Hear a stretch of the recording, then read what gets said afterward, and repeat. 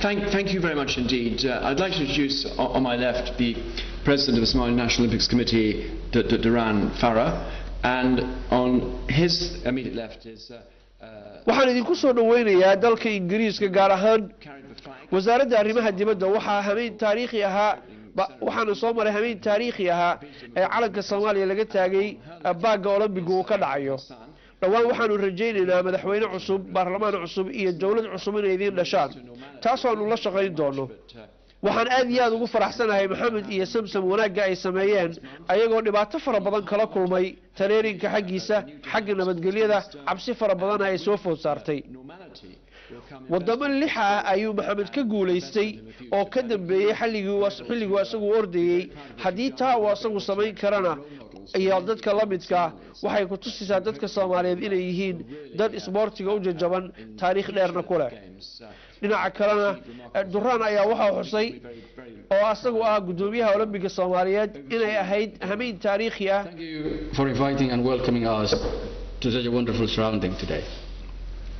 Firstly, I would like to congratulate the British. aad iyo aad noo qiiro gelisay shacabka Soomaaliyeed ciisi iyo sharaf weyn u soo jiiday dalka Soomaaliya ayuu yiri Duran waa mid in badan burbursanaatana waxay dhalisay rajo soo celin aad iyo aad u weyn dadka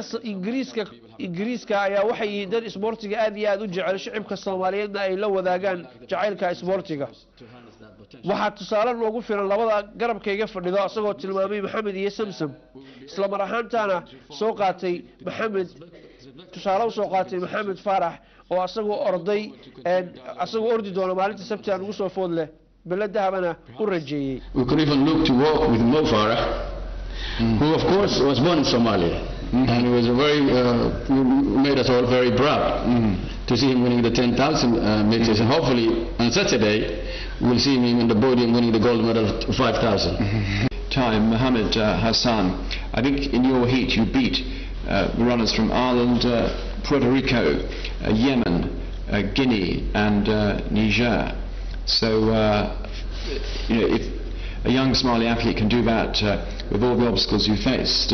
how much more will you be able to achieve in the future? aad iyo aad ayaan ugu faraxsan sida naloo soo dhaweeyay ilaa hadda waxaan arkaynaa si fiican in naloo soo dhaweeyay wax maata lama kulmin qof kasta oo aragtay si fiican ku soo dhaweynaya ilaa imaano labarka ka soo dagan ilaa hadda wax dhibaato ma kulana malaha si fiican boqolkiiba boqol si fiican in naloo soo dhaweeyay ولا مد يعني سوينا سوانا لوسو دوي إن ودونا سنوان ماني إن قبرتك لي مركان قنا إن حمر لتي دون وحنا قنا سا ودن بربرسني ودن سنين نسوسكم ذهن dadka qaar ayaa waxay suuqa soo galiyeen inaynan rabin inaad noqotaan halkan ay joogtaan arinta wax miyaa ka jiray والله أرنتس wax kama jiraan aniga inaan noqono waan jeclaan laakiin si wadankii waa ogtahay dhibaatada iyo burburka heesta in 24 saac ma taqaana maalin kasta dad lagu dilo hadda dhow waxa lagu dilay jilaagi caanka ahaa Marshal Moody lagu dilay dhibka jira waa ogtahay annagana meeshina looga hanjabayay hadii aan meeshii adiga lagu dilaa lagu dhaho ma aadaysid ina ka istaagtid waa meeshii meel kale nabad ah aasatid annaga kaliya meel amaan ah hadaa helayno meeshina joogayna laakiin se wadankii waana looga hanjabooyaa meel ku noqono ma lahan markaad noqotaan ciyaarihiina inaad sii wadanaysaa sheegtay waxaad kaloo sheegtay dhibaato inay ka jirto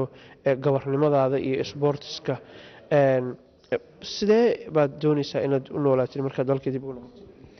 إن والله ورتو نلاش إله هايو لكن وأذكتها كنا قشة مجالة مقدشة إن هذا وإن أنت جوجنا وحد عادي إن مجالة مقدشة يعني برنامجات بدن لقى صدر راي حق فيسبوك هاتو حق تليفونات كهاتو خاصة إني والد كي ولا وعي إن محله شيء إن يعني برنامج كان وصل هن مد ونكسن هذه مجالة أنقص نقدنا يعني وحل إيجا قبندون لكن مو وحل إيجا قبندون إله إن محمد sidoo kale Facebook waxa lagu soo riday in isagoo madaxiisa balaas la saaray lana dhahayo yani magaalada Muqdisho hadad u soo noqoto